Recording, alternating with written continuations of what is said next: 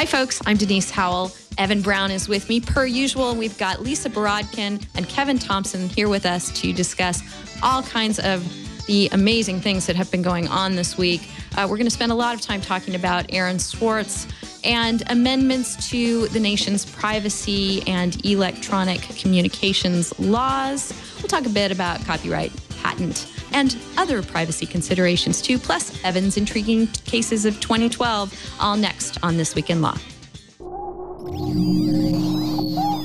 Netcasts you love. From people you trust. This is Twit. Bandwidth for This Week in Law is provided by CacheFly at CacheFly.com.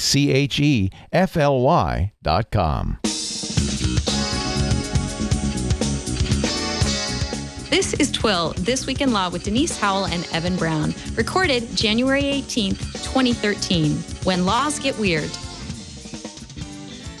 This episode of This Week in Law is brought to you by LegalZoom.com. LegalZoom is not a law firm, but provides self-help services at your direction, such as affordable business and personal documents you can trust. Visit LegalZoom.com and use offer code TWILL to receive $10 off at checkout. And by ShareFile. Enhance your workflow, send files of almost any size easily and securely with ShareFile by Citrix. Try ShareFile today. For a 30-day free trial, go to sharefile.com, click the radio microphone, and enter TWILL. Hi, folks. It's Denise Howell, and thank you so much for joining us for This Week in Law. We've got an amazing panel of folks with us here today to talk about everything going on in the world of law and technology here at the start of the new year. We hope you've shaken most of the holiday cobwebs out of your head. I've certainly been trying to do that since the first of the year, and hopefully am making some progress. But I'm going to have lots of help today with Kevin Thompson for one. Hello, Kevin. Well, hello, Denise. Thanks for having me back on. It's wonderful to see you again. Happy New Year. Thanks. Same to you. And also joining us once again here on This Week in Law is Lisa Borodkin. Hello, Lisa. Hi, Denise. Happy New Year. Glad to be back on the show. Happy New Year to you. Great to see you. And Evan Brown. Hello, Evan. Hi, Denise. Hope your Friday's going well. Good to talk to you as usual. It is. Friday so far, so good. Although the week has been full of news and information, not necessarily of an optimistic or cheery variety. I want to start out this show by talking about Aaron Swartz and the legal claims that were pending against him before his suicide, his career, and what might happen in the wake of his death to try and amend the way that people can be prosecuted under the Computer Fraud and Abuse Act. So let's talk a bit about Aaron and what happened here. For anyone who isn't up to speed on things, although I'm pretty sure that folks listening to this show know that last weekend, the world lost Aaron Swartz at the age of 26. When I first came across Aaron, he was working with the EFF, although he's certainly done all kinds of amazing things in his short life, most recently with Demand Progress. Amazing coder, thinker, political activist, and someone who had a strong commitment that information that should have been publicly available, or perhaps was publicly available in the case of Pacer in a more limited way, should be free and available. And he ran afoul of the law a couple of times with activities along those lines. Back in 2008, he engaged in installing a script at a place where you could publicly access Pacer. Maybe we should talk about what Pacer is. Pacer is the ability to access all of the federal court dockets and filings and information. and it is not free of charge. It was, I think, 8 cents a page back then. It's about 10 cents a page now, which really, really starts to add up when you talk about court files with voluminous documents. And the government was running a trial where people could have free access to the PACER documents. And Carl Malamud, who I know we've talked about on the show before, I think we've featured his site as a resource of the week at some point in our deep, dark past, public.resource.org, is someone who's sought to make a lot of this public filing information available, and lots more information available at publicresource.org. He put out a call to folks to say, look, PACER is free temporarily. Download what you can and send it to me, and I'll put it online at my site. Well, Aaron took that right to heart and installed a script that downloaded, I think, if I'm remembering the coverage on this properly, it was something like 18 million documents from PACER.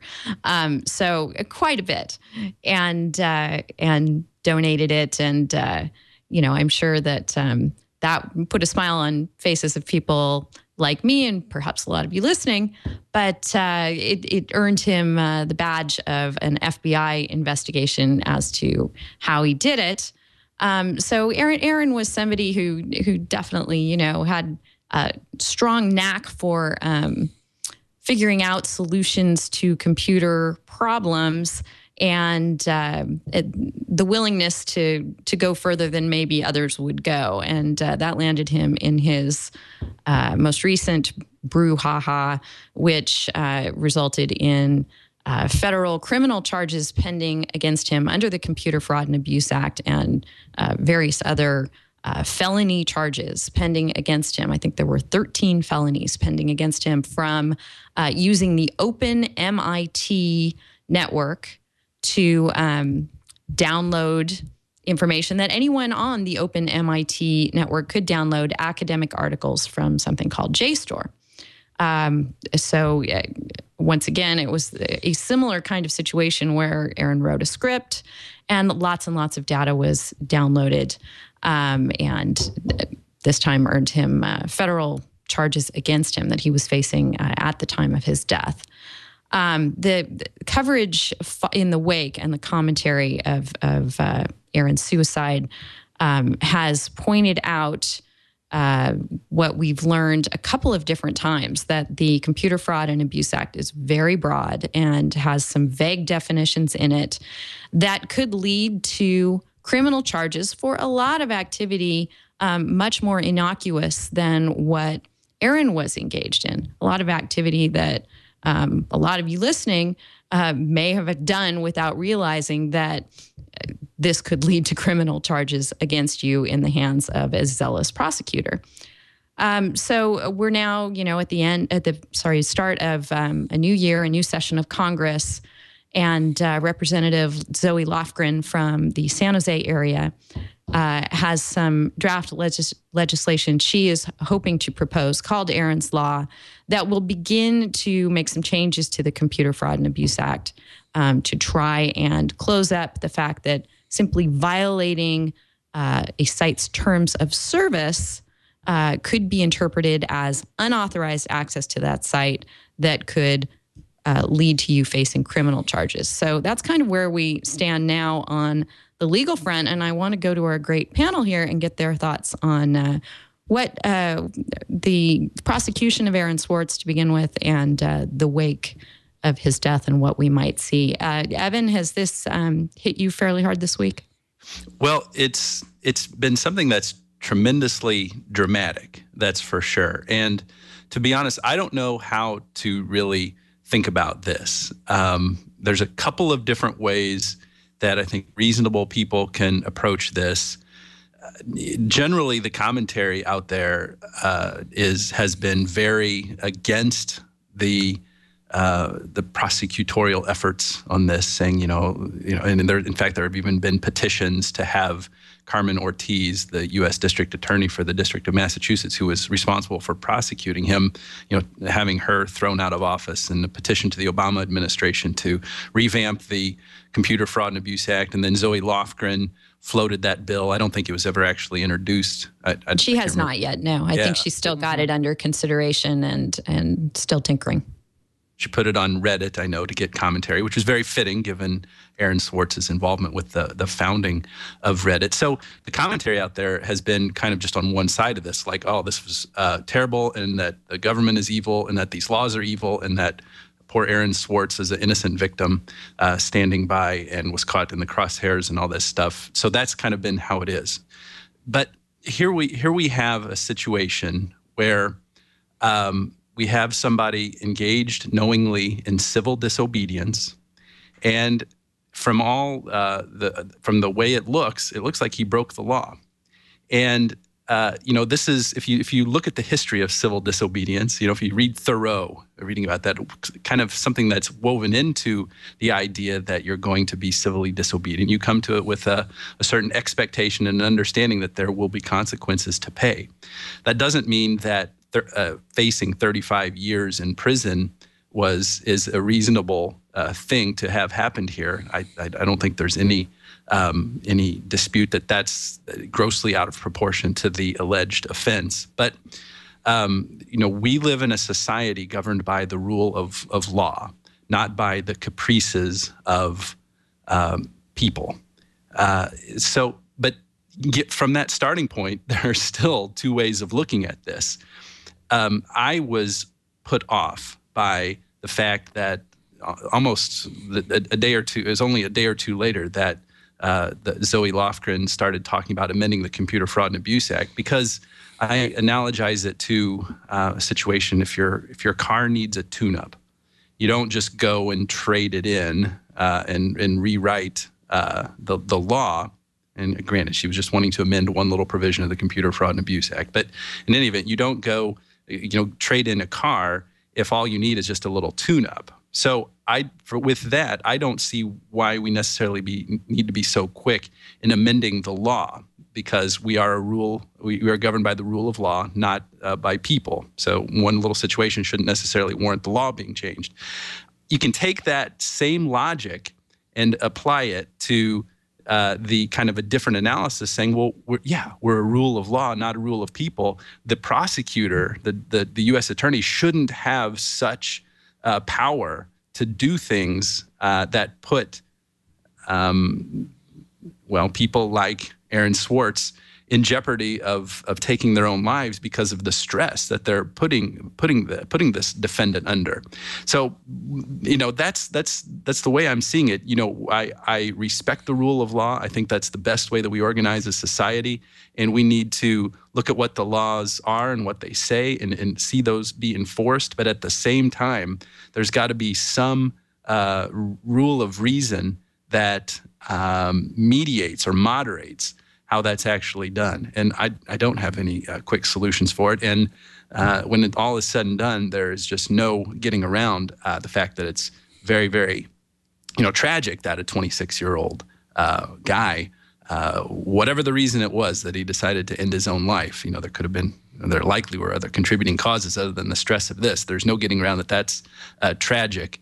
What do we do in response to that is a question that's extremely difficult to answer, if it can even be answered at all.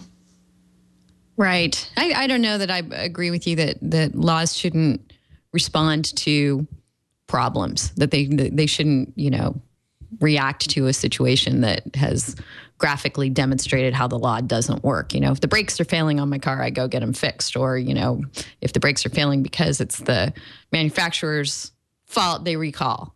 So, I think that being reactionary is appropriate in certain circumstances. And this law has needed attention ever since terms of service agreements, which nobody reads, started to have such a broad impact on people's lives. Since social media sites first started to be widely used for online communications. We go back to Lori Drew, who was prosecuted for misdemeanor violations of the Computer Fraud and Abuse Act in connection with the Megan Myers suicide. She was convicted. That would by the jury. That was only set aside because the judge stepped in and said, we can't do this with the Computer Fraud and Abuse Act. It's overly vague. If this is the way it applies, then it's unconstitutional, and we have to make this go away. So the saving grace was a judge. Who knows if that would have happened in an Aaron Swartz or anybody else's situation. I think of all the people out there who create Facebook accounts for their minors because they think that their children are old enough to be on Facebook in spite of the 13-year-old threshold for having an account. I think of all the people, I think of Robert Scoble, who decided, hey, I've got all my friends' email information in Facebook, but I can't readily get it out, so I'm going to scrape the site. And had his account suspended. All of those people are, and other scenarios I can't even begin to I'll give imagine. You one. Yeah. You use Reddit with some misleading information. You read the terms of service of Reddit. How ironic is that? Then you're asked not to use the site. I would say that's without authorization. So, it goes to show it's not difficult to get yourself in trouble if we're going to read it very strictly like this. Exactly. So, I think we've got a real problem here where it sets up a situation that prosecutors can just be very selective. They could probably look at anyone and say, I can find a way to prosecute that person. Not anyone, but, there's a broad range of folks who could come under prosecution under this law who did not go in and try and liberate a bunch of academic articles by setting up, a script and a false account at MIT. Lisa, you want to weigh in on this? Absolutely. I could probably do a whole show's worth of discussion on this. It brings up so many issues, but I won't. I'll comment a little bit on what I think is the social importance of this story, and then I'll give you a little legal analysis of what I think of the Computer Fraud and Abuse Act really means as it has been construed by case law. And then I'm going to make a very bold prediction. So I don't want to repeat much of the commentary that's been made, but I just wanted to note, I think this loss of a talent like Aaron Swartz, and I shouldn't say like him, he's probably one of a kind, is a tremendous loss to the world. And the talent that he had, however politically you want to view his acts of civil disobedience and hacktivism. It's just a terrible shame. And it's really sad that someone with his gifts wasn't able to have access either to what I understand was a pretty profound mood disorder. So I think that's quite sad. And this is someone who was apparently absolutely crushed by the current system of litigation, as well as perhaps a failure to have some checks and balances on prosecutorial discretion. I haven't looked at the indictment. I haven't looked up his case file, but I certainly am extremely sympathetic to the mission that he had in the case of downloading Pacer accounts or downloading Pacer materials, because I think that in a just and democratic society where you have really trivial transaction costs to the government of providing this kind of public record, to try to even the playing field by making those documents available to people who don't have economic access to high-priced lawyers or perhaps can't even afford a Pacer account. I think that is a very valid and a very worthwhile goal. I'll get to the rule of law in a minute, but as far as the JSTOR downloading, which was the act of civil disobedience or the crime for which he was then being prosecuted, I have serious doubts that this was the intention of the Computer Fraud and Abuse Act. I mean, if you look at the elements of the actual statute, it requires fraudulent intent. It requires a loss to the victim in excess of $5,000. And given that MIT and JSTOR weren't that interested in pursuing civil claims against Aaron, and given that his activities didn't disable the computer system in any way that I know of, I think it would be a significant question whether they had actually met the elements of the statute. And given that criminal statutes have to be strictly construed against the government, I think that the pursuit of this level of charge against someone who actually had a socially defensible reason for doing the things that he did is quite questionable. Just briefly, I'm just going to predict we're going to see more and more of this. This is the battle line, not only of the freedoms and the privacy and the balance of power between the government and the things that people are entitled to expect and the freedom that they have with new technologies. But this is a generational culture conflict that we're going to see over and over. We've had Joel Tannenbaum with his lawsuit with the RIAA that he lost. We've had this sort of activism before with the Reddit uprising against SOPA.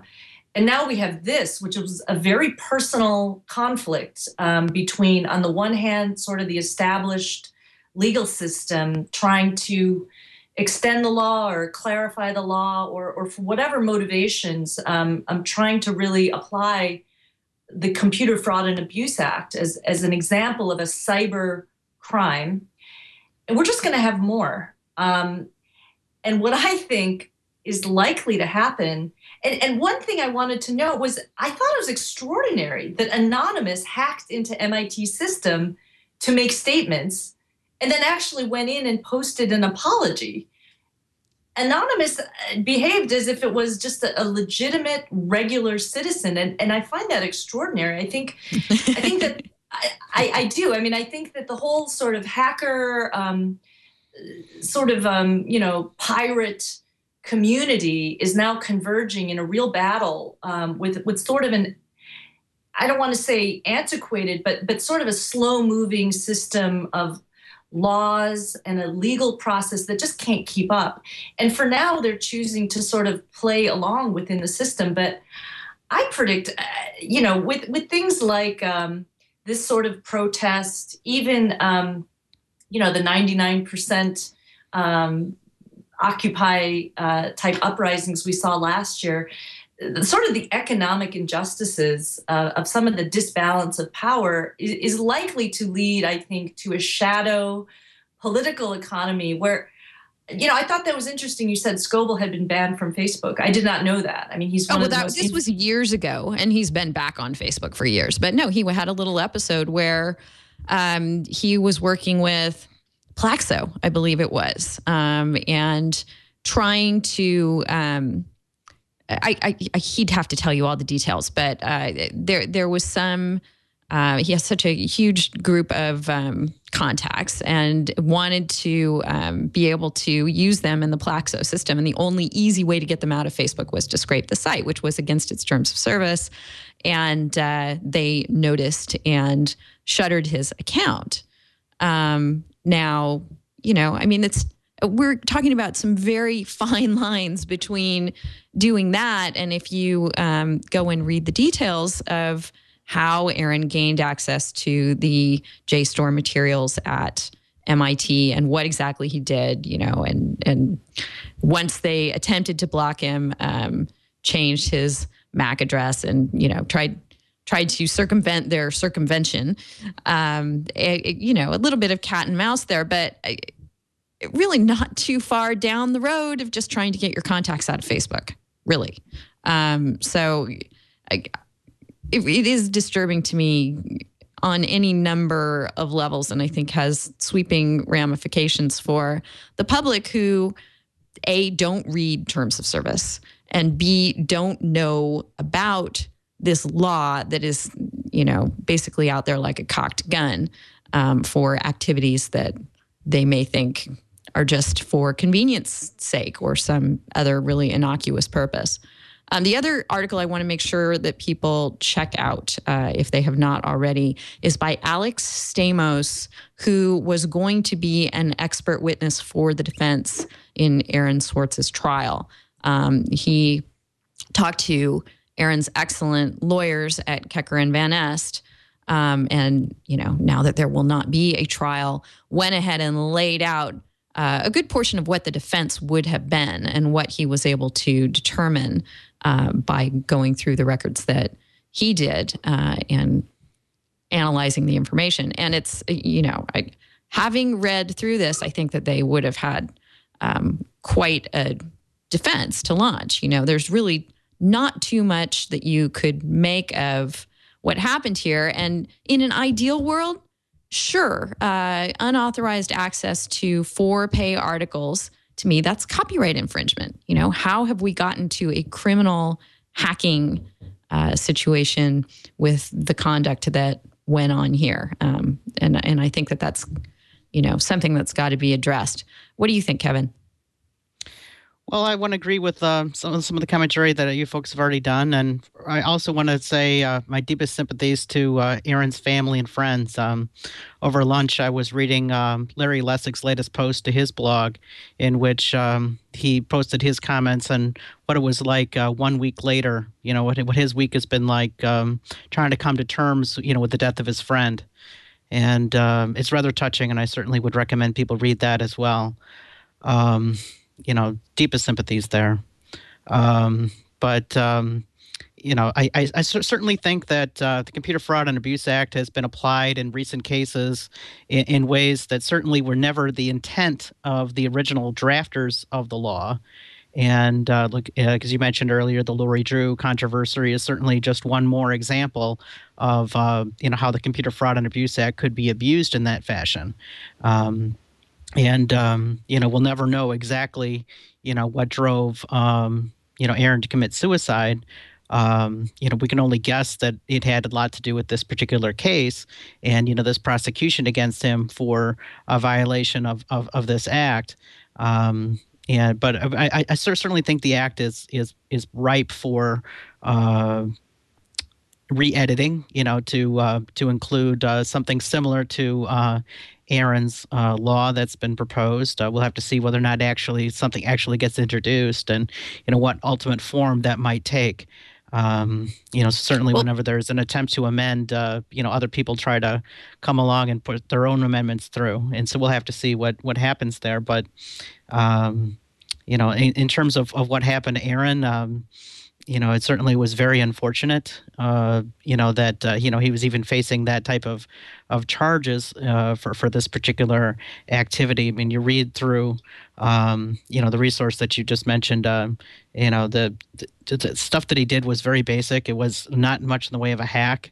He really didn't do very much in the way of, trying to, break into or subvert their systems. He mainly, went into their systems, plugged in his computer into a closet in the basement of MIT and, let it do its work.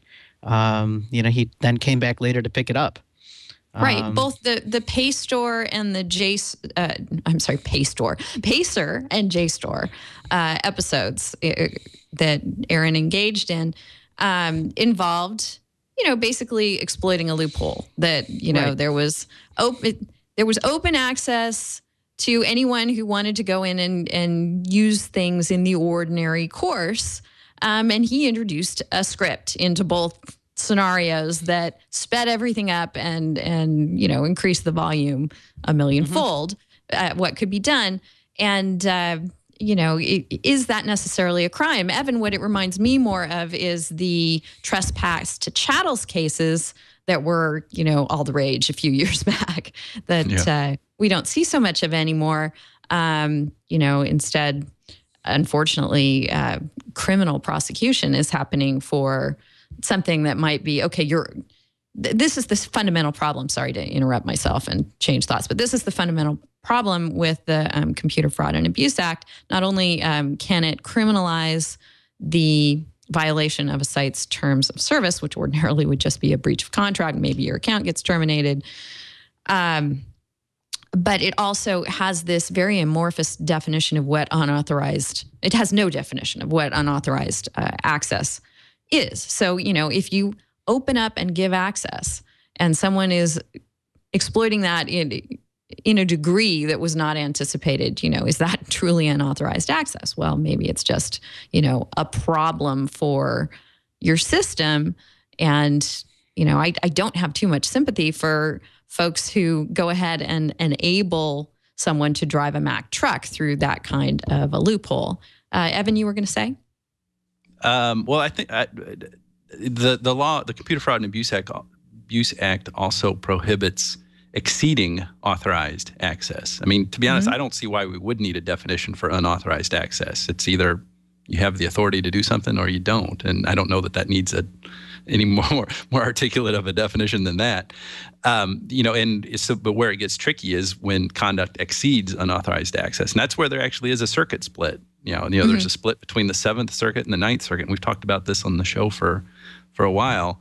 In the Seventh Circuit, Judge Posner, in an opinion from 2005 or something, talks about exceeding authorized access in terms of an agent-principal type of relationship. So if an employee is on his employer's system and does something to, for example, breach his fiduciary duty to the employer, at that point, everything that he does is in having exceeded authorized access. The Ninth Circuit in the Nosal case says something different, where if you have access, and you can be on that system, you can pretty much do whatever you want. So right there, we already had this great tension in how to interpret the Computer Fraud and Abuse Act and all these things, and underscoring the problematic, vague nature of it and how unhelpful it is and all that stuff. I guess, I just keep wanting to just back up a few steps from all this here, because we're talking about it. We're all emotional. We're all, whatever about it, because Aaron Swartz chose to end his own life as a result of this. And I think it's easy for us to get, to start letting this all blend together, when those are actually two very separate issues. What he decided to do with his life and the result of the stress that he may have been feeling about it is something very different than the procedures that we need to go through as a deliberate society in determining how our laws are going to be amended and dealt with in all of that. And so that's just where I just urge people to be cautious and deliberate in the ways that they're thinking about these things, because my sense is that it's pretty darned isolated. These are events in which the government comes after somebody for accessing a computer system without authorization. Person probably gets prosecuted one in several hundred thousands of times where that actually happens. And there are plenty of situations where people are doing other people wrong by accessing computer systems without authorization, where there needs to be, where the FBI needs to step in, the Secret Service needs to step in and start kicking some ass. And if we're going to let isolated situations like this move us in one direction out of proportion to the importance that is placed there, and I realize the controversial nature of that. There's somebody who chose to end their life probably because of the stress here. I'm not trying to diminish that at all, but that just is another reason why I say we've got to be very, very careful about the consequences of going and rewriting laws for situations that don't necessarily reflect the reality for most of the people who are victimized by computer crime. Yep, that's a good point. I don't want to rewrite the law here today. In fact, I don't want to rewrite the law myself at all. I want the policymakers who are thinking about the long-term ramifications as well as the short-term tragedy to do that. And I want the White House to pay attention to this. Mary Hodder does too. She's been on our show before, and she has posted a White House petition asking for the White House's attention to reforming this act.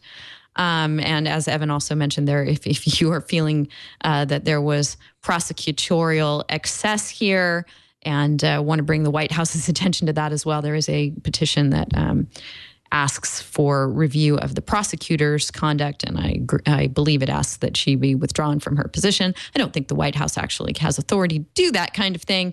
But again, if you're looking for a place to put your opinion out there and have it make a difference, then that's one such place. Any other thoughts on this before we move on to other stories, Lisa?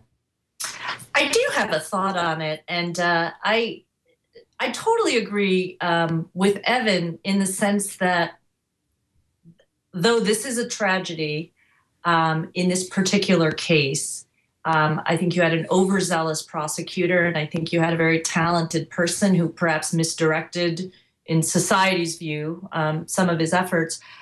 I don't think the law is broken.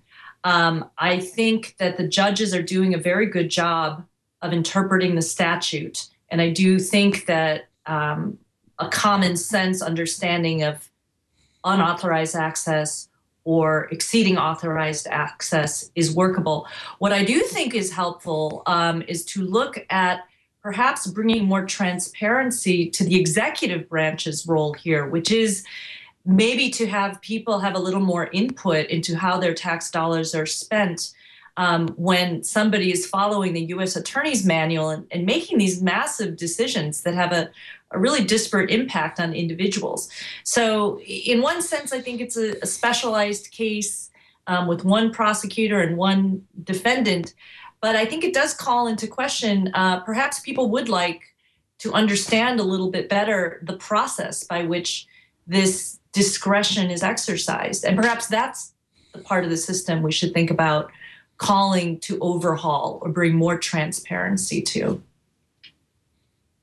All right. Thanks for that, Kevin.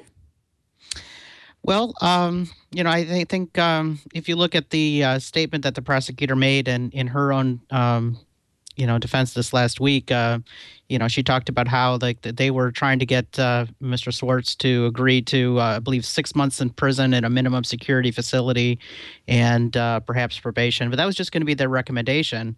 So certainly if they would have accepted such a thing, they could have, the defense team could have also, just pushed for probation as well. So it's not like they were, trying to, get after him for 30 plus years of actual, hard prison time for this. They were recommending 6 months. Still, I think, some commentators are pointing out, even that statement, maybe still be a little callous and ignoring the scope of the tragedy that is facing here. But I do believe, that the law itself is ripe for a revisiting. Whether the proposed Aaron's Law is the right approach or not, I would leave up to, our elected representatives and, see what actually gets proposed and actually introduced as a law. But I think, looking at the Lori Drew and other lines of cases, this is just the latest in a line of cases which, rational people would say is certainly not the original intent of the drafters of the law. And we will certainly, look to see, what, if anything, comes out of this. All right. Yes, we will keep our eyes on it. And we will make our first MCLE passphrase for this episode of This Week in Law, CFAA, for the Computer Fraud and Abuse Act, which may or may not see some changes in the upcoming Congress. After the break here, I want to talk about some other things that Congress may be taking up as they return to work this month. But in the meantime, I want to thank our sponsor for this episode of This Week in Law, which is ShareFile, where you can enhance your workflow and send files of almost any size. The way that we work today is very different from how we used to years ago. I think the stories we've been talking about on the show definitely underscore that. We communicate and collaborate and interact with clients and coworkers in much different ways, and a lot of it needs to happen with very large files that need to be moved around securely and safely and confidentially. That's why I really encourage you to check out ShareFile by Citrix, which makes working with others easy while keeping important work files secure and under your control. Here's what you can do with ShareFile. You can email email files of almost any size and know that they will be delivered quickly and securely. Get notifications when those files were received and opened, and transfer files to others confidentially. You decide who has access, and there's password protection that enables you to have the highest security on whatever it is you need to share. Plus, post-project related files can be shared in a collaboration space. So you can actually use this as an extranet for your business to share and collaborate and mark things up. Plus, ShareFile allows you to access your files from anywhere. It's also sort of a remote access platform from your laptop, your tablet, or smartphone. I use this in my business. It enables me to know that things are going to get to my clients, that they're going to have access to them. I can see if I'm waiting for someone on the other side of a dispute to look at something. They don't have any wiggle room. They can't tell me, oh, I didn't see that, because I can see that they saw it when I shared it with them on ShareFile. So I want you to check it out too. If you go to sharefile.com and click on the microphone that you see there and enter TWIL, T-W-I-L, you're going to get a full 30-day free trial of this service. So you can get that at sharefile.com and type in TWIL. Thank you so much, ShareFile, for your support of This Week in Law. So let's, since we're on the topic of policy and policymakers, let's look at a couple of other things along those lines. Yeah. So something that people may not have noticed because it happened right at the end of the year in the midst of the holidays is some changes to our privacy laws. The Electronic Communications Privacy Act was looking to get some amendments.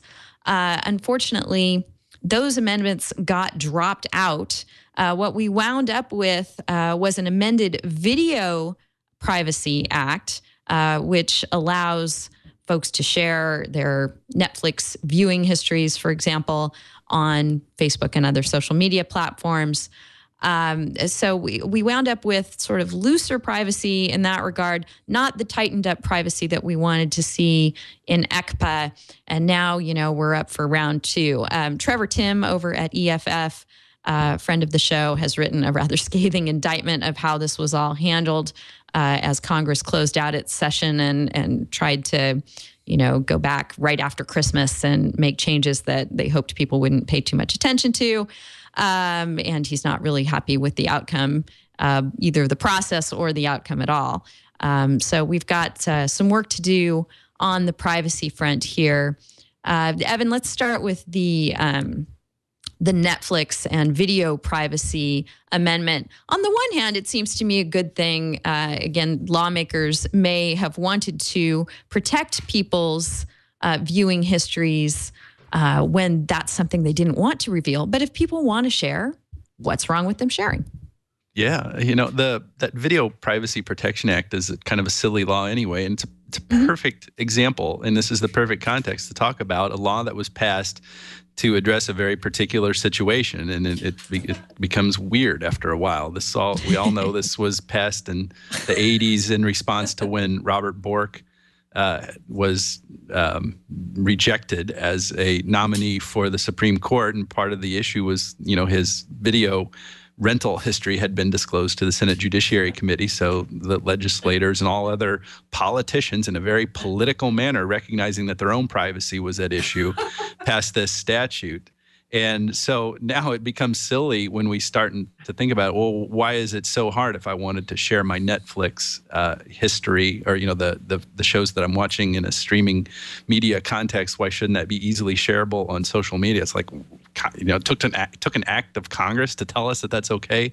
Good grief. While at the same time, good grief, here goes Congress loosening privacy on something that's marginally important, namely video browsing history, video watching history, and not acting on the privacy that actually matters to us, the privacy of our email, letting those amendments to ECPA come up. So just another instance of, there's all kinds of ways you can make fun of politicians and show ways in which their motives aren't in line with the motives that they really should be there if we were a pure, unadulterated democracy. Something's got to be done about email privacy and the Fourth Amendment. Those privacy issues of data stored in the cloud, the email, those amendments to the Electronic Communications Privacy Act, more specifically, the Stored Communications Act, really something has got to be done in the next few years so that we can enjoy more protections, more Fourth Amendment protections for all the data that's stored in the cloud. That's just something that's really fundamental. And when we start thinking about that and focusing on that, I barely have time to even think about whether the video privacy protections should be strengthened or weakened. I just don't care when it comes to comparing those more important privacy interests that Trevor Timm rightly pointed out that Congress neglected to do anything about.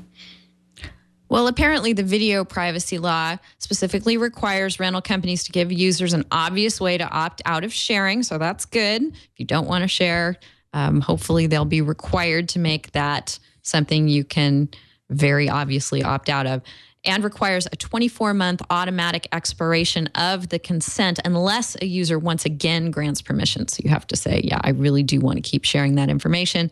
Good things all around. On the privacy front, we have Senator Patrick Leahy, who has declared that he will stay on as the head of the Senate Judiciary Committee with the goal of getting this Electronic Communications Privacy Act issue resolved and hopefully tightened up. Over in the Silicon Valley article proclaiming that is the detail that I think is worth sharing here about how ECPA works. It only requires police to obtain a subpoena issued without a judge's approval to read emails that have been opened or that are more than 180 days old. And the interesting twist on that, and I'm interested to hear what you all think, is there's an article in the International Business Times that's suggesting that, okay, well, prosecutors only need a subpoena. That's true of defense attorneys too, but prosecutors get more cooperation with their subpoenas than we defense attorneys do. So what winds up happening is prosecutors get more and better access to this kind of information, and it winds up being a one-sided advantage in cases. Lisa, do you think that argument holds water? Oh, sure. And that ties into your other story about the defense attorney trying to subpoena Facebook messages. But back to Senator Leahy, I think most people would find it shocking to know that the government's trying to just be able to access very easily emails as long as they're only 180 days old. I would personally very much... Sorry, had a thing pop up there. There it goes. Bring me down. No, that was me. That was an auto-running video on a tab I had open. Hate those things. Well, good. Now I can be more articulate on this point. I do think it's a good idea to require a warrant. I think that people have a legitimate expectation of privacy in their email, whether it's stored locally on their computer or in the cloud. And real quick, I think that I'd like to have people think of terms of use as a two-way street. I think that if an email or a social media service promises that your data is secure, that you should be able to rely on that as well. So I do think that the balance should be maintained both ways. Yeah, that's a really excellent point, that those terms of service should be enforceable both ways. Kevin, any thoughts? Well, I certainly, the first point relating to the use of, the Stored Communications Act, I certainly think that, the amendment, that Leahy wants is certainly something that should be coming. I think the split between the circuits that exists between the just what is obtainable by a subpoena versus not is certainly something that should be looked at. In terms of the other question relating to the article, relating to whether or not the prosecutors got to get more. I think that's certainly inevitable, just due to the nature of the system. I think prosecutors, tend to bring and have more direct contact with Facebook and other entities that have this information, and they certainly get more cooperation out of them than the defense lawyers certainly do. And I think that was the thrust of the article. It was that sort of. Yes, you can get a subpoena, and the subpoena can get the information that you need. But this cooperation that they're getting from between the prosecutors and the companies, perhaps through familiarity with one another that comes from repeated bringing these cases. Is pretty much inevitable in the way the system is, and I'm not really sure of any way to really equal that out. But I certainly thought that was an interesting article. Yeah, what do you think, Evan? Do we have an inherent lack of balance between who's getting what access out of social media sites? Maybe, because if a warrant is needed, and if the prosecutor wants to do that in cooperation with law enforcement, it's easier to do that to get that from the service, get that sent over to the service provider. A defendant, just as an ordinary civilian, still has the subpoena process, but that's not as powerful as going to someone else with a warrant to get the information. You're relying much more on the good faith of the responding party when they get a subpoena, as opposed to whether somebody in uniform shows up with a warrant. So it seems like there could very well be a situation where the playing field isn't entirely level here. So I guess it goes back to what we were talking about a little bit earlier. There's got to be some other sense. This should be an issue that's brought up and deliberated on in revisiting the protections that are given to communications that are stored remotely, because the whole reason for the disparity is that you're relying on a third-party platform to provide this information, and there's the ability to get it with a warrant, and there's the ability to get it otherwise, which is not nearly as certain. And we're assuming, for the sake of all these discussions, that sending a subpoena to the actual account holder whose information you're trying to get is going to be ineffective. I mean, that's something that is there and that is available to defense lawyers, to defendants and defense lawyers, but again, not nearly as powerful as I think I've said it on the show before, everything I learned about the Fourth Amendment I got from the Grateful Dead song "Truckin'." It's much easier to get that if you have the power of the government behind you. That's wonderful. All right. Well, I think that we've got some interplay between those stories going on. On the one hand, you want people's data and businesses' data to be secure. You certainly don't want folks leaving big holes that could let data be artfully extracted without permission. But at the same time, that we need to have an even-handed justice system that both treats prosecutors and defense lawyers in a similar way, and also I think treats offline documentation and online documentation in a similar way, especially as more and more stuff goes online. It's been a long time since I've done discovery in a case going to trial, but I've got to think that in today's day and age, not a whole lot of physical paper is moving around. Am I right about that, Evan?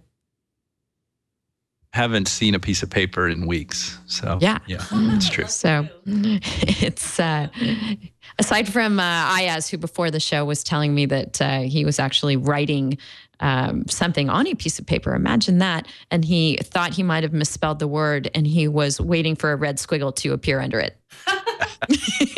Because that's what we all do. All right. Well, let's move on to something on the patent front. It feels so patriotic about this time. It does. All right, so actually don't have too much to say about this patent case against Adam Carolla's Ace Broadcasting. They talked about it on Twit. I think it was just last week. I'm still sort of catching up on a couple of episodes of This Week in Tech. But there is an outfit out there called Personal Audio LLC who has sued Adam Carolla's company and perhaps one or two others, claiming that they have the patent on distributing files in the podcast method. I'm not sufficiently versed in this to know whether it touches on RSS or it's not even that specific. It's simply a file distribution method. The patent is apparently quite broad and could capture a lot of stuff. I find myself wondering whether it could capture, the whole concept of buying an entire season's worth of a television show and having it distributed to you, so that it could go even beyond the realm of podcasting. But be that as it may, we have an audience member who works for an IP analysis firm. And I'm going to go ahead and leave this person anonymous unless they tell me otherwise, because I think what happened here is they used the firm's technologies to generate a couple of reports on Personal Audio LLC and on this particular patent, did a prior art search and came up with at least 25 patents that might be prior art for this that could help in invalidating it. Now, I think some of them are more on target than others. I saw at least one that had to do with something that had to do with physical shelving, which had, I think, very little to do with distributing files in this way. But a lot of the other patents did seem more on point. And also a litigation track record report that shows that this plaintiff has sued 7 times with 3 open cases and 4 terminated ones. So as far as trolling goes, they're actually exercising some restraint, I guess. But this one has some far-reaching possible effects. Do you guys have any thoughts on this, Lisa? I vaguely remember a story coming out back in 2011 announcing that somebody had obtained the patent on podcasting. And I thought at the time, well, good luck with that. And I don't know why they would pick on the 800-pound gorilla of Adam Carolla, but it's going to be an interesting outcome in terms of advancing the overall debate about reining in patents. Other than that, I mean, it seems like your everyday neighborhood-friendly patent troll doing what they do best. Doing their patent trolling business, just going about their work. Kevin, any thoughts? Oh, as not a patent attorney myself, I can only help but think that this would have been a good one for last week's panel. But looking at it, I think there's plenty of fodder for people who are against patent trolls. For this type of conduct of going after someone for what potentially is an overbroad patent. We'll have to see. I did look through those prior art searches, and I'm not a patent attorney myself, but at least a couple of them might be relevant. Might be helpful for someone who actually, in Carolla's position, would have a stake in trying to knock that patent out. But apparently they used it. I think the article said last year to get a settlement out of Apple for a certain amount of money. So I mean, if anybody had some sort of leg on to try to knock it out, I think Apple certainly could have. But apparently they paid up. So we'll have to see what comes out of this. I think we have certainly not heard the last of this particular dispute. Evan, part of this dispute reminds me of the first sale cases that we've talked about involving reselling software DVDs and how, yes, it's a relevant issue, but is it going to be that relevant for that long? Because it seems to me that the world of audio and video distribution is constantly evolving, and the method of distributing it's as what we traditionally think of as a podcast via RSS, where you subscribe and it goes into a podcatcher of some kind, and then you listen at your convenience, that, maybe that doesn't have as much currency in a world where things are moving more and more towards streaming, and bandwidth is less of an issue, and we're not as concerned about having to time shift in that way. What do you think? I think that's a great point. I had not drawn that same comparison in my thinking on this as what you were talking about there, comparing it with like the Werner case, where making a big deal about first sale of CDs containing software. It's been a long time since I've ever installed, software using a CD, and I don't plan on doing so in the near future. So you make that comparison. I think that's valid, and I think it points to a larger, more general issue, which underlies one of the big criticisms of patents on software to begin with. It gives this great power to patent holders to go out and bully people, these patent trolls, to do this, when, it's really kind of funny, isn't it, that the technologies that are purportedly covered by the claims in these patents are going to be obsolete, engineered around in a relatively short period of time. And if you believe in the law of accelerating progress and change and exponential growth and all of the wonderful advances in information technology that are taking us to the singularity, then that period of time for obsolescence to become a reality is getting shorter and shorter all the time. So again, I think that points to a larger problem and something that should have already been a part of patent reform, and hopefully will be a part of patent reform, the nature and extent of patent protection over software and high technologies like this. Okay, well, let's make podcast patent our second MCLE passphrase for this episode of This Week in Law. And let's also thank our second sponsor. After we take the break, Evan, I'd love for you to run down your your unspecified number of intriguing cases of 2012, if that's okay with you. Sure thing. Okay, Happy but to. in the meantime, let's talk about LegalZoom.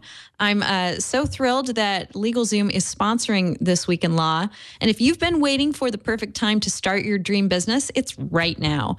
You can incorporate your business or form an LLC at LegalZoom starting at just $99. Forming your business the right way can save you money on taxes and ensure your personal assets are legally protected. LegalZoom can also help with trademarks, copyrights, patents, NDAs, and more. If you have a family, guess what? You need to make sure they're protected too. You can protect your family and assets with LegalZoom with a LegalZoom will for just $69, or establish a living trust if you need to. If you don't have a will, you leave it up to the government to decide how your assets are going to be distributed. The court system gets involved too. That's never a good thing, as you know from hearing us on this show all the time.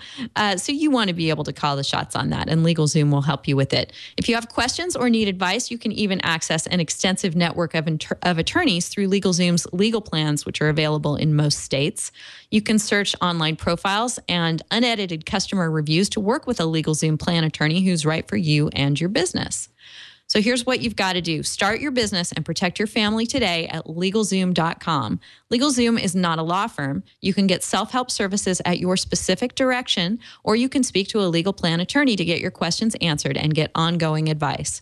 To receive a special thank you for using LegalZoom through Twit, make sure you enter the offer code TWIL, T-W-I-L, in the referral box at checkout, and that'll get you $10 off. So go to LegalZoom.com, use the offer code TWIL, and help us thank them for supporting This Week in Law.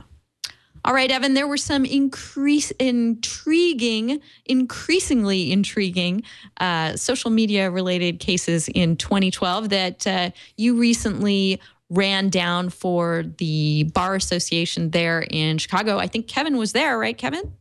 Yep, he did a great job. I was happy to tweet out that I was there watching internet cases do his best, and we got quite a few interested people trying to say, hey, is there a handout?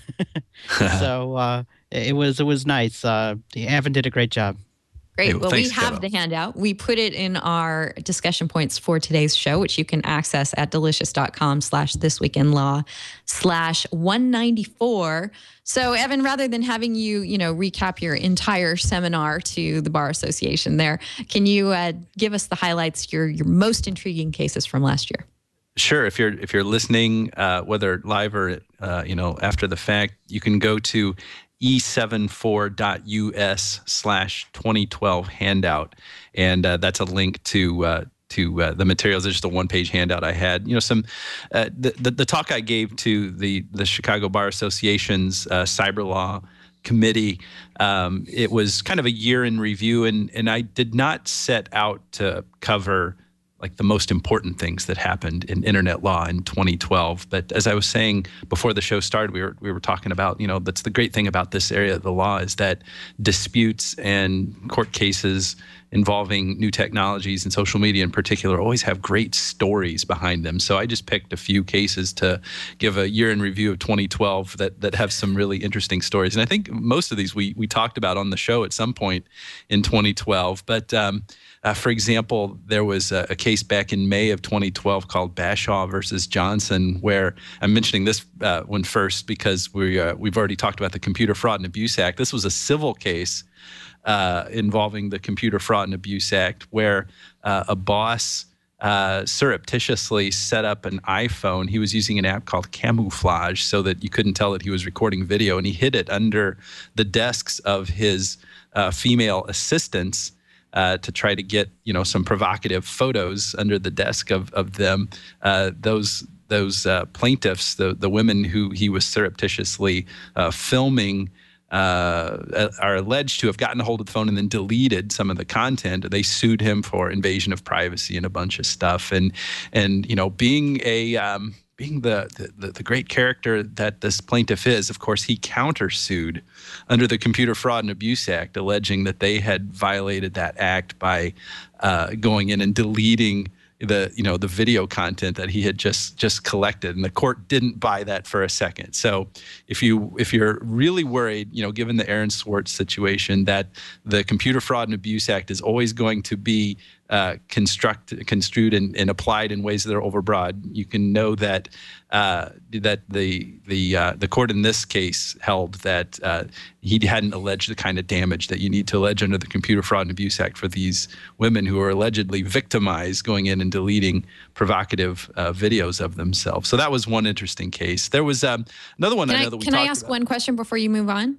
Of course. Were the damages not stated because they weren't able to meet the $5,000 threshold? That was one of them. And he didn't allege with any particularity what the content it was that was deleted. I'm just assuming that it was the video. So I'm reading a lot of it into it there. Mm-hmm. But that has to be what it was, because he otherwise wouldn't have been afraid of saying, yeah, they deleted these videos I took. Wouldn't that have kind of essentially proven the plaintiff's case for them? So I think we're pretty safe to assume that the data that was deleted were those videos. Otherwise, that wouldn't have been an issue. So that it goes to show that the Computer Fraud and Abuse Act sometimes will be applied correctly. So that's why it got tossed out, because he hadn't alleged the right kind of damage. That is good to know. What else was intriguing? There was another. I mean, I know we talked about this one, and there were a number of cases like this in the past year. But it was called AF Holdings versus Doe. This is one of the BitTorrent porn cases, where the plaintiff alleged that the owner of the hotspot, the home wireless network, was negligent because he allowed somebody else allegedly to get on there and trade infringing materials by BitTorrent, and the court held that, among other things, the defendant didn't owe a duty to the plaintiff porn company in that case. That was a case that came out of the Northern District of California back in September. So lots of interesting stories. Again, the link to that one-page handout is e74.us/2012 handout. It's just a quick read of some interesting stories that went on in the last year when it comes to all this stuff. Cool. Thank you for sharing that with us, Evan. As long as we're talking about unauthorized pictures of people's nether regions, let's talk about privacy. nether regions. She said nether regions. Lisa, you too have been putting good information out into the world, like Evan, resources for people to use to help know what's going on over on the Avvo site, which is a social network / lawyer location site, I guess is the best way I can describe the Avvo community. They have a kind of a Quora type feature where people can put up answers to questions of interest. And you answered the question, what legal actions can be taken against a person who posted naked pictures of you on the internet without your permission? You want to bring us up to speed on that? Oh, sure. I'm so pleased that you noticed my humble Avvo contribution. Mm-hmm. Just so people know, I call it Yelp for lawyers, but it also does have this wonderful question asking feature that is Quora-like. And I added to a couple of answers that people had already posted that are, sort of based on call the police, it's a crime, which it is. In this particular fact situation, somebody's ex hacked into their email account and retrieved pictures. And I just added that you have a couple of other remedies in the state of California. There is a misappropriation of likeness act. It's a civil remedy. And depending on how recognizable, I suppose, these pictures were, that might be available to you. But I'm also a big fan of just very practical, usable legal advice. So I just said, why don't you go sue in small claims court and see what happens there. I did mention that it is technically a violation of the CFAA, but it apparently is such a common thing that cases are being made about it and people are asking questions about it. That people are stealing each other's passwords and finding damaging, compromising information about their exes or soon-to-be exes. Right, and as a follow-up to that, in some states, including Illinois, where both Kevin and Evan are, you can do some discovery to disclose the identity of anonymous parties in this sort of litigation. Evan, can you expand on that for me? Oh, sure. Yeah. The one in our show notes for today is an article by my old boss, Bill McGrath, who's actually a partner at Kevin's firm. So I hope Kevin will add some stuff to this. There's a rule of procedure here in Illinois called Supreme Court Rule 224. And what that is, it's a little mini lawsuit that happens before the real lawsuit happens.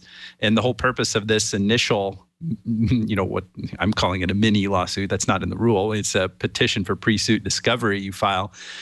You go and you ask the judge for permission to serve discovery, and the judge hopefully enters an order. If you're the one filing the petition, says, go forth and serve some discovery, so long as it's just to identify the person that you later need to add as a defendant in the lawsuit. It's when you don't know who it is that you need to sue, but you know that it's someone, and you know that you can get that evidence from someone here. And so there's been a couple of cases in the last few years that outline the contours of what's required when a petitioner goes in. And in fact, Kevin, as I'm sure you can mention here, was helped out the EFF on an amicus brief in one of those cases called the Stone case. There's also a case called Maxon here in Illinois. And it's this whole analysis of, what kind of balancing is the court supposed to do when it's deciding whether to unmask an anonymous person, an anonymous speaker online, because there's the First Amendment interest in anonymity.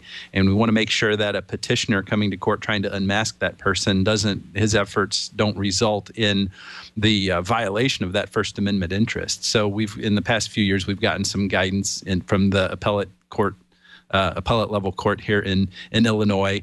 Other courts across the country have also addressed this issue with different tests. For example, out in Connecticut, there's a case called Doe versus Cahill, where a plaintiff coming to court wanting to unmask somebody has to put up forth enough facts to support a motion for summary judgment.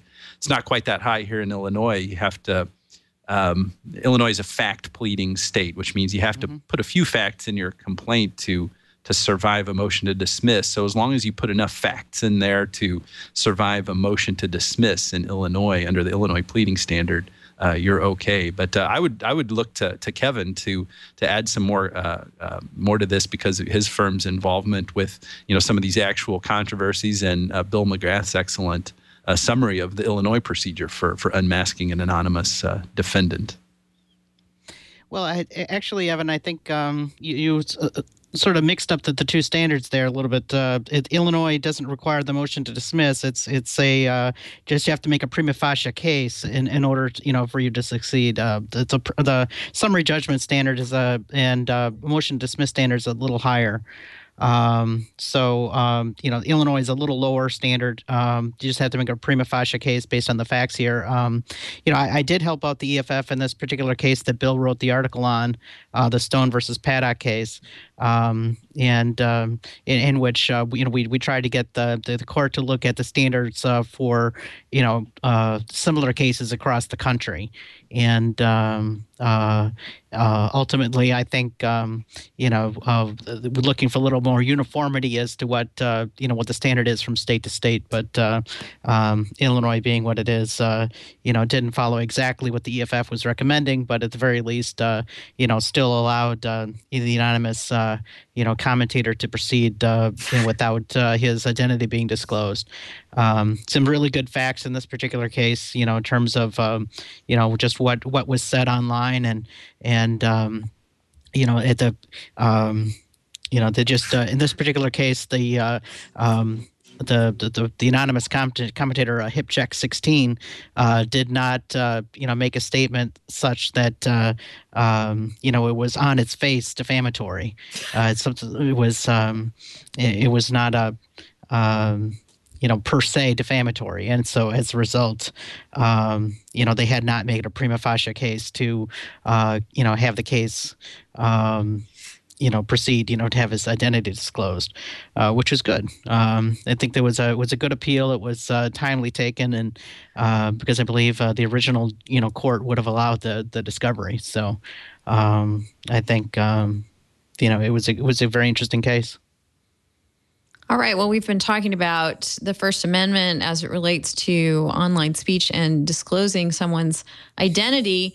It also comes into play when one is a government employee, like a teacher, and has engaged in online speech that results in a firing. Evan, there's an article over at Information Law Group on a New Jersey teacher who actually was not able to successfully invoke the First Amendment. Can you bring us up to speed there? Sure. Yeah. It went through the administrative process. She was fired because she said something on her Facebook account like, "I'm not a teacher, I'm a ward for future criminals," or something like that. And first graders, after all. Yes. Yes. I gotta say, I've had those sentiments myself, not as a teacher, but as a parent. Right.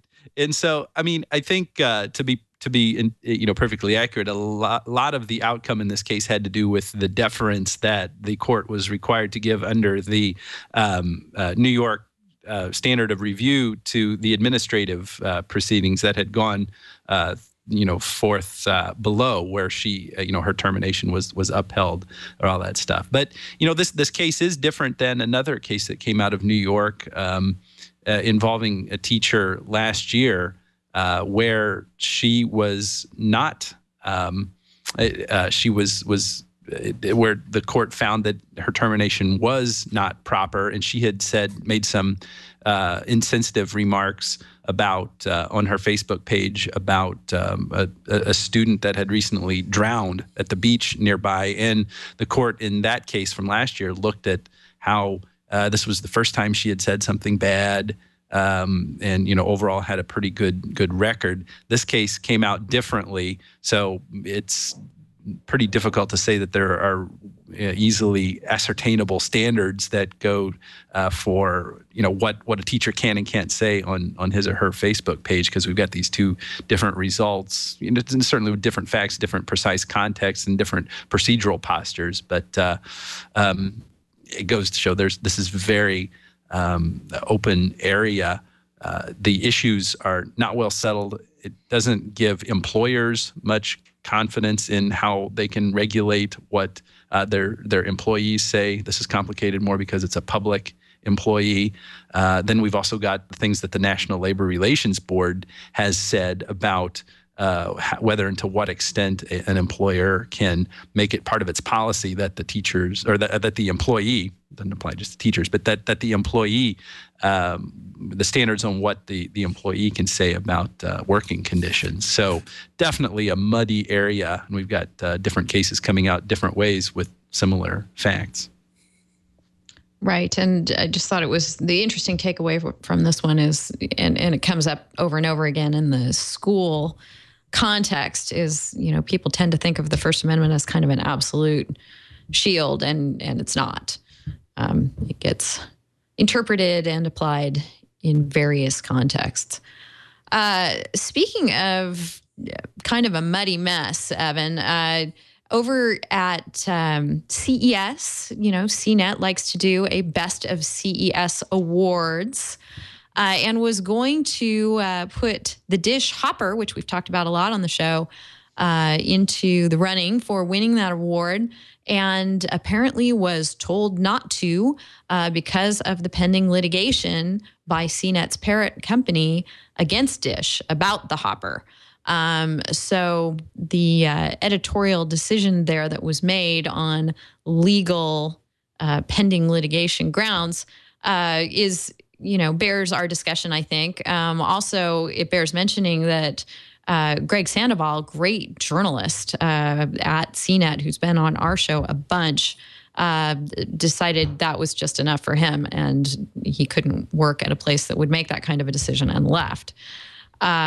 So over at the Hollywood Reporter Esquire, Eric Gardner has an interesting take on how this may, on the one hand, the CBS and CNET entities are trying to preserve their litigation posture in one case, but it may wind up opening them up to liability in another way. Being on a Best of CES list is a very economically beneficial thing to do, and to be shut out in this way, I think is something that someone might think about suing about, at least. Lisa, have you paid attention to this, and what do you think of this whole situation? Well, I feel bad for all the wonderful podcasters and writers at CNET. Mm-hmm. It just makes you wonder, why did CBS acquire CNET if not to let them report on tech news and write product reviews so that we go there because we trust them? I think it's a real shame. I mean, I think that it's something that should be kept separate from CBS's corporate interests in another arena, which they're entitled to pursue. But to mix the two in such a way that it completely undercuts the journalistic integrity of all the hardworking reporters at CNET, I found this to be a very sad story, and good for Sandoval to resign. If you can't do the job that you love to do and that's your passion, then there's always a competitive marketplace, and hopefully the talent will be rewarded. But in a way, it's so backfired, because I think that this Dish Hopper probably got 10 times the publicity because of this scandal than it would have had CBS just allowed CNET to make it the Best of CES. Right. Streisand effect coming into play here. Kevin Thompson, what do you think? Yeah, I was going to mention the Streisand effect as well. That's a good call. This is, so certainly a case, where they, brought far more attention to it by their actions, and Greg's resignation on top of it, all of it, certainly brought even more attention because he's so well respected and so forth. I think it's a shame that that they made this editorial infringement essentially on the rights of the CNET. Essentially, going into their domain there, they're making that journalistic decision, to overstep, the pick that they'd made, allegedly on these, grounds for litigation, which are, spurious at best.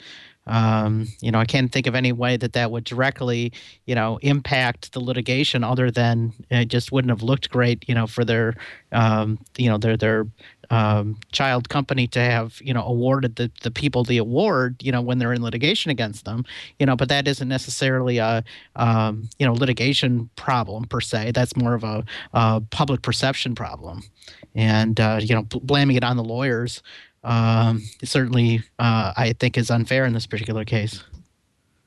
Right. Eric Gardner also goes on to point out the irony of the Alki David lawsuit against CBS Interactive for, I believe it was an article describing various alternatives to things like Kazaa and LimeWire, or maybe it was alternatives to Grokster in the wake of the Grokster shutdown.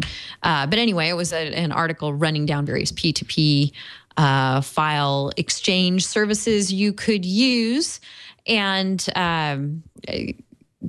the lawsuit against Alki David, or by Alki David against CBS Interactive, was vigorously defended on the grounds that, were it liability to be expanded in this way, it would be very detrimental to journalism and editorial independence. So there is some irony to the latest developments. I'm hoping that that's more of a transgression that we won't see again, but you never know. Let us move on and talk about copyright. Ooh, something new here.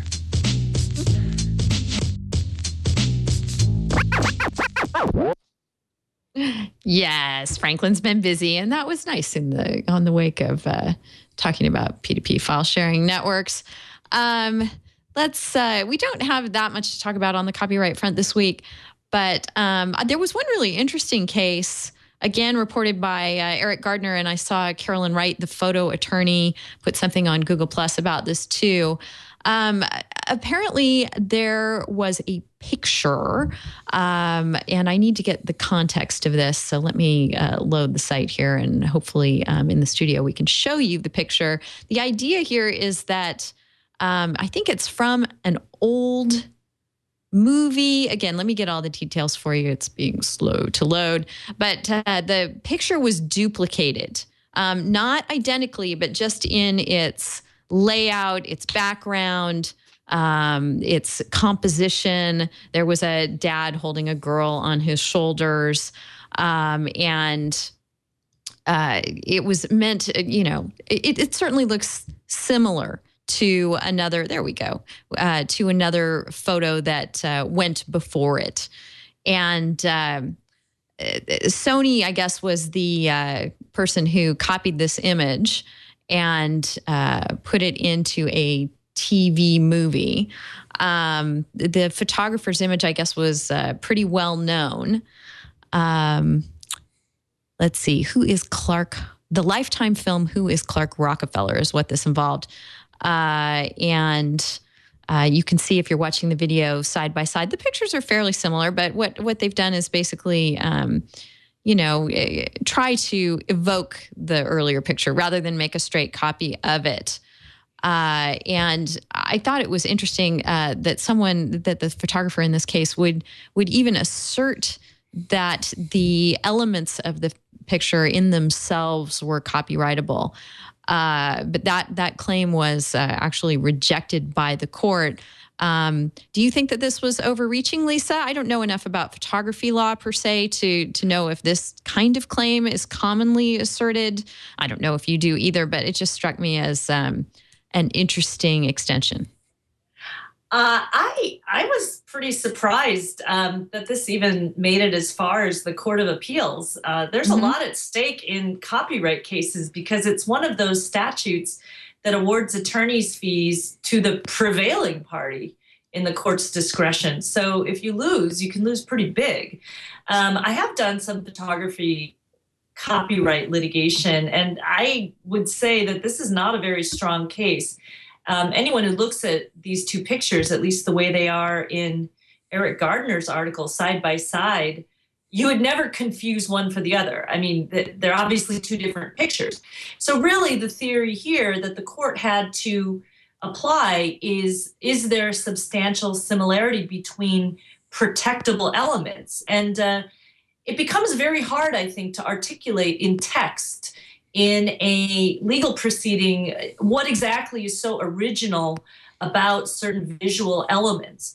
The case that comes to mind where the plaintiff might have a plausible claim is there's this Jeff Koons case where Jeff Koons, as a three-dimensional sculptor, actually made a sculpture based on a very famous photographic image. And he really tried to recreate exactly what the photo would look like if it were in 3 dimensions. And that was a case where the court said, yes, this was copied. This was substantially similar.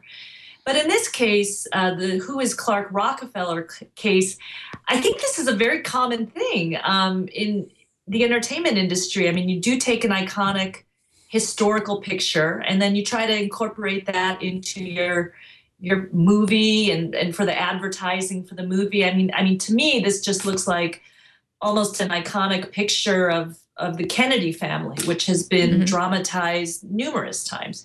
So I thought this was a weak case, but it's always good to revisit this. And I am sympathetic to hardworking news photographers. So any clarification in the law of photographs and copyright is very welcome. And I do think it will turn out to be a useful precedent.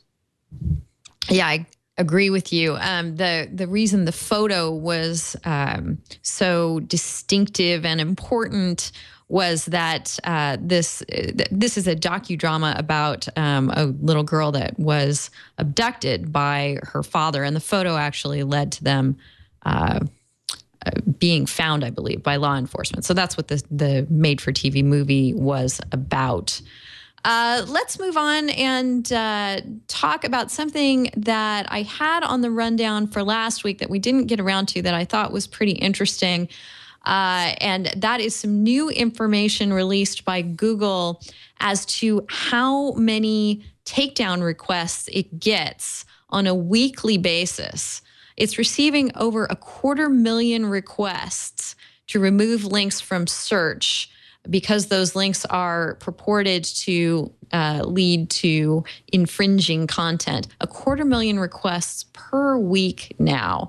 To put that in perspective, it's receiving more removal requests each week than it received in all of 2009. Last month, that would be, I believe, November. I'm looking at a December 27th article in Top Stocks Investments.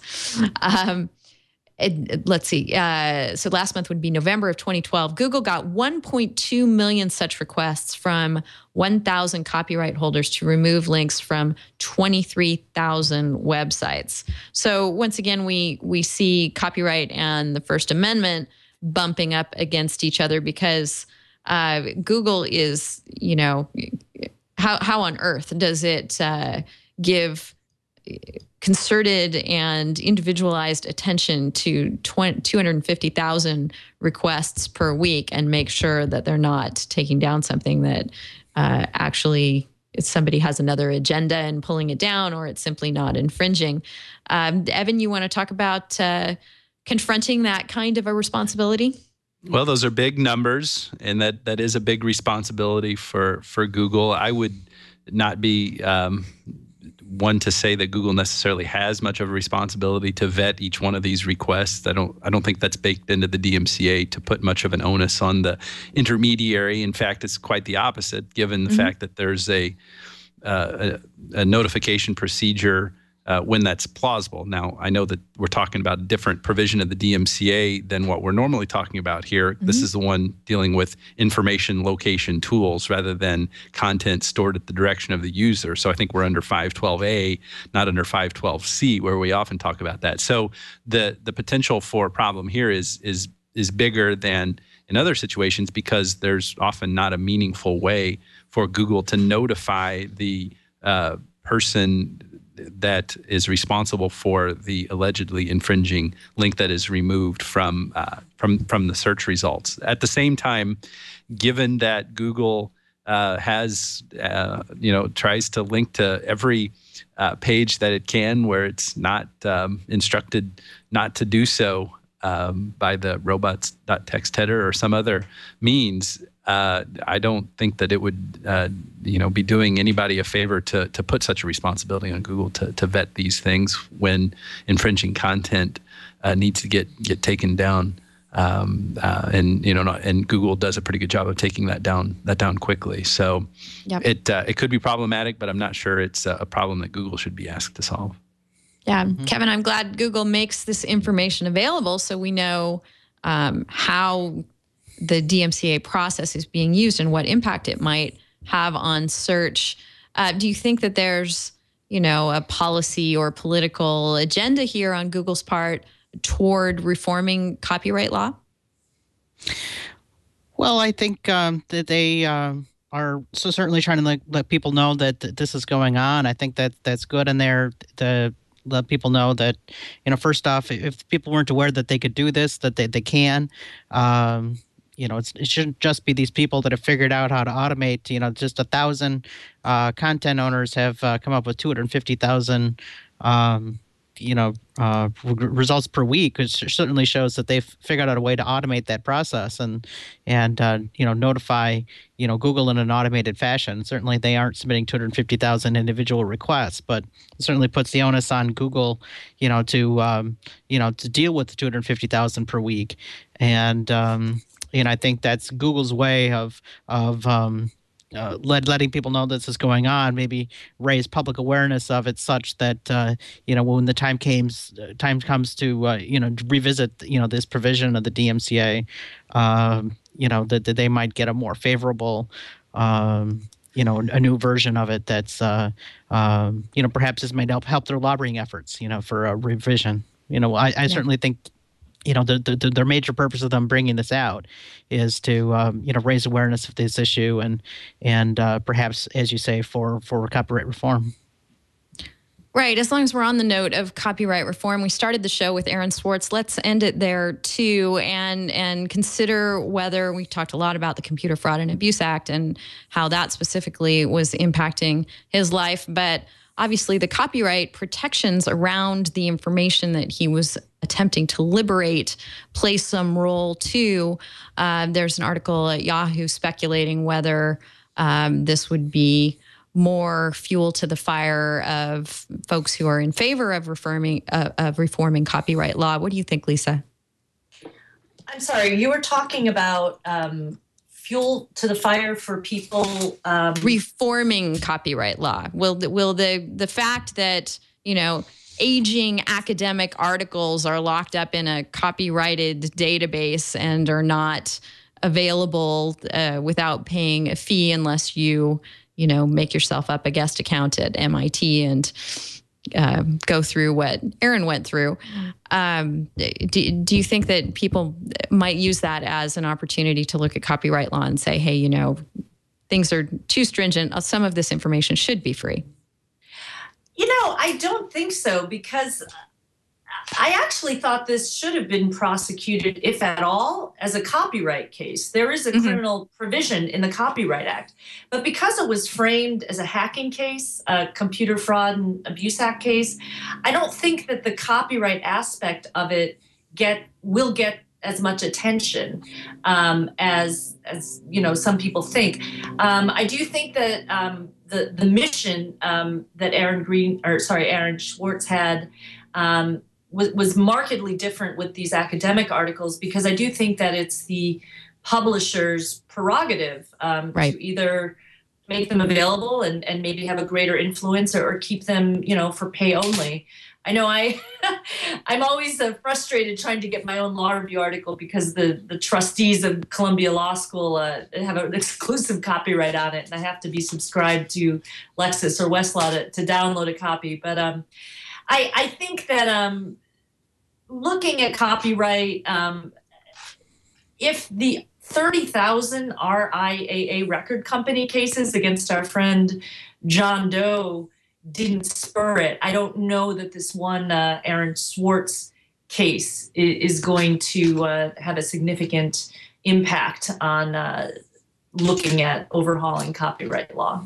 Right. There's another piece that I put in the rundown for today, examining the legality of Pacer's pricing, which I don't think we'll go through that today. But if anyone is interested, it's available at delicious.com/thisweekinlaw/194. Let's move on to our resource and tip of the week. Our resource is from Evan, writing over at Tech Cocktail, giving us 5 things to think about, reasons why you might need an NDA. When might I need an NDA, Evan? Well, there certainly are times. What inspired me to write this article was, it's so much discussion you hear from VCs and angel investors about how NDAs are just really dumb. And if you're an innovator, you're crazy if you ask a prospective investor to sign a non-disclosure agreement. And yeah, most of the time that's probably right. You shouldn't bother a potential investor with a non-disclosure agreement. But I wrote this to speak to innovators and founders of companies to remind you not to be so quick to drink the Kool-Aid that VCs and angel investors and people with lots more money than you might try to be serving you. Their interests are not the same as yours. You've got one set of really important proprietary information, and they are want to have the freedom to go around and talk to a bunch of different entrepreneurs and innovators so that they can be selective in who they choose to invest in. So there are certain situations where it's definitely needed. If you're talking to an investor and it moves from a mere general description of how or of what you're doing, say I've developed this web application, this mobile application that does this, when it moves into how you're doing it, what the logic and structure of the code looks like, what kind of actual things you're doing, who you're doing it with, who you're collaborating with, that really gets into sensitive areas where a non-disclosure agreement would be a good choice.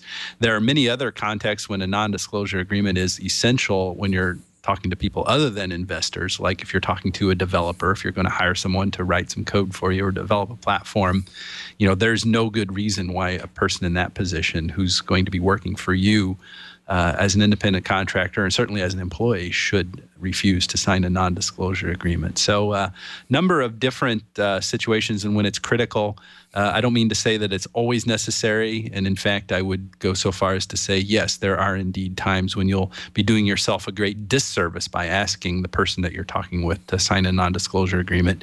But I just laid out 5 reasons. I think I talked about a couple of them here in these comments of situations where having a non-disclosure agreement is a good decision for you to make.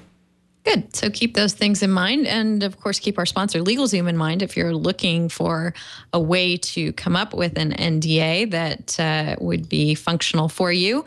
Also, coming soon to a social networking platform that begins with F near you is Graph Search. And the reason I know this is coming soon is, aside from the fact there's been a lot of reporting on it this week, I was hit up by one of my Facebook friends in their internal chat system saying, hey, you're one of the only married blogging females in my social graph. And I'm like, well, how on earth would you know that? And it's because they're part of the beta for graph search. So that's the kind of thing that people will be able to filter for. Not that it's not already public information. It is, much like I think when Newsfeed came on, it's just a way of aggregating stuff that people can already get at on Facebook and searching out data and making it more organized for you. However, as social graph search comes online, Gizmodo has a wonderful tip for us all, 3 privacy settings that you should at least look at. Gizmodo says you must change them, but maybe you don't want to. So at least look at them before using Facebook graph search. So I will let Gizmodo fill you in on what all those changes are. I did learn as I looked through and went to these settings and checked them out, that I still, even though I review my Facebook settings periodically, I still had something in there that was, making one particular category of information publicly available that I didn't want to have in that category. So what was it? What was it? What was it? I have to look at this article and see if I can. No, not the particular information, but yeah, it's something that you would think you might not have to lock down. Oh, who can look up your timeline by name? The very first thing that's discussed in this article. So this isn't whether your profile is in public search engines. It's who can use your email address to look you up or your phone number to look you up, who might have just had that particular bit of information about you, but is not otherwise connected to you. And the setting on mine was wide open. I think it was anyone as opposed to friends or friends of friends. So that's one that I tightened up a bit, and you might want to do the same as social graph search comes our way. And it's got 2 other areas you should look at too. So check that out. Thank you, Gizmodo, for always encouraging us to go in and revisit what we're sharing. And thank you all for sharing with us today. You've been a wonderful panel. I've really enjoyed our discussion today. Evan, so great always to chat with you each week. High point of my week, definitely. Well, thank you. Same here. I really enjoyed it as well. And it was great to talk with old friends. Lisa, really good to talk with you. It's been a while. And Kevin, it's been forever since it seems like we talked with one another, at least since lunch yesterday, right? So lunch yesterday. Yeah, good to really enjoyed our conversation. Lots of provocative topics. So glad to be a part of it. Yes, me too. Hey, Lisa, you want to plug anything? Leave us with any final thoughts before we let you go? Oh, I just wanted to say thanks. I always enjoy this circuit split between Evan in the 7th Circuit and Denise here in the 9th Circuit. Today was no exception, and I'm happy to meet Kevin as well.